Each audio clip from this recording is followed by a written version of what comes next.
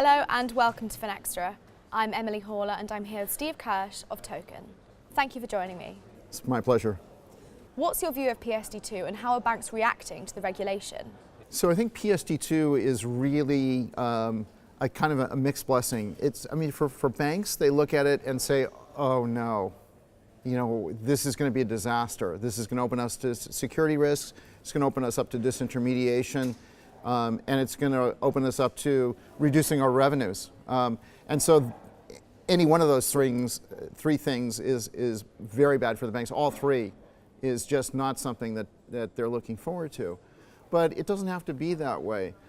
Banks can look at PSD2, instead of looking at it as a threat, they can look at it as a huge opportunity.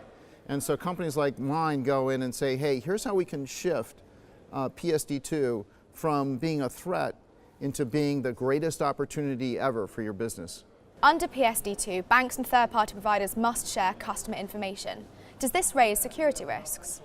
So anytime you're sharing information with a third party, you're raising security issues. And the bank APIs that we're familiar with, they typically use a system called OAuth 2.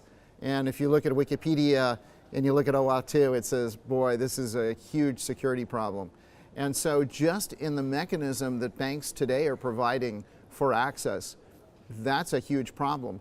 And then compounded with any kind of malware that makes its way into an AISP or PISP, you have what's kind of a security nightmare. And so the best way to overcome that is using new modern protocols, things that use digital signatures for signing transactions. So it is possible to overcome the security risks, but you need to be using the latest technology to do that.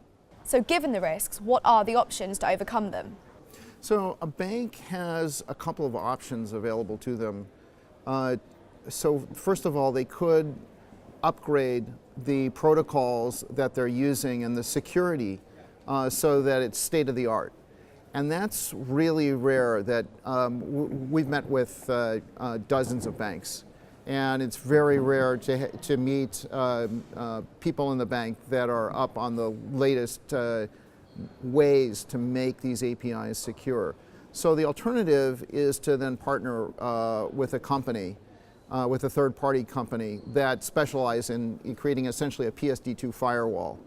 And when you do that, then you're then delegating that to professionals. Because I think the point is that banks are really good at banking, and they should leverage other providers who are really good at APIs and secure APIs. Steve, thank you very much. You're welcome. And thank you for watching.